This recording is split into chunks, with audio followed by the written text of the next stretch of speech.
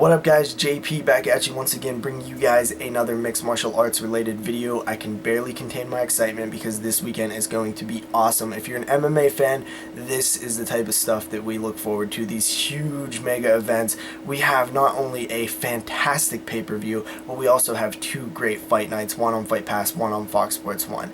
And it is starting December 10th, and it goes through the 11th and on into the 12th. So, starting Thursday night, you have Fight Pass show, Rose Namajunas and Paige VanZant, Thug Rose, PVZ, doing it up on Fight Pass.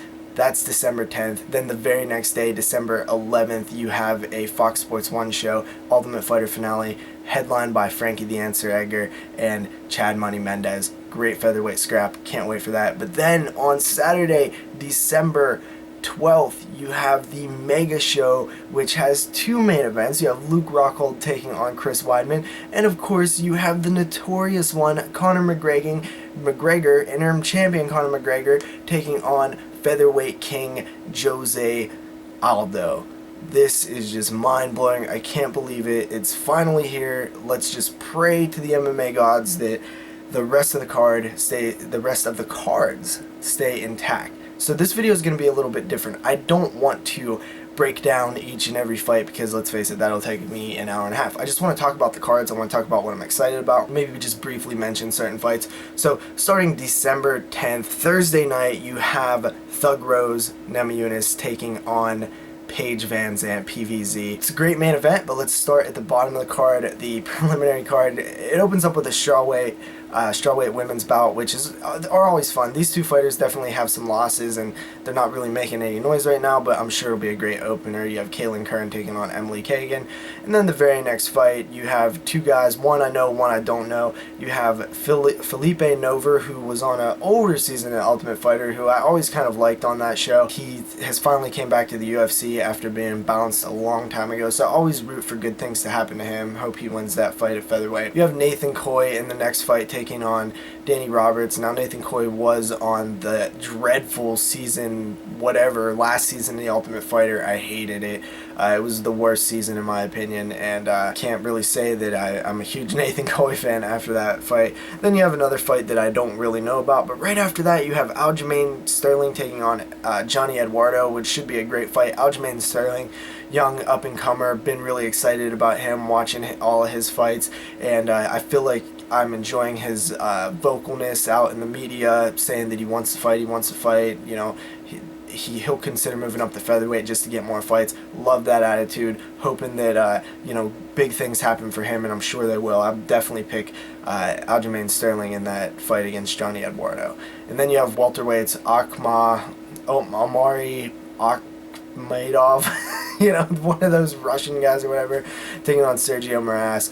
Nothing, you know, that I could comment on too much there. Then you have Tim Means taking on John Howard, which is a good fight. I'll definitely be enjoying that fight as well. John Howard I've seen fight before. Tim Means I've seen fight before. Definitely not my favorite athletes, but, you know, it should be a good scrap. After that, you have the main card, which Elias Theodorou taking on Thiago Santos. Elias Theodorou is definitely an interesting fighter to me. I mean, he's a model, and he's from Canada. He won the Ultimate Fighter Nations at middleweight, and honestly, like, he's looked pretty impressive in the UFC.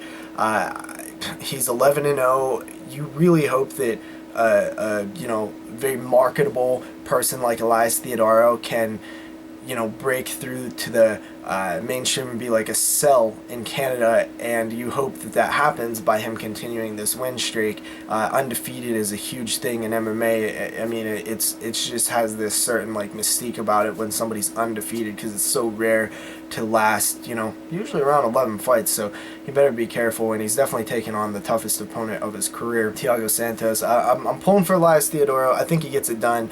He's the athlete. He you know, I think he has all the tools.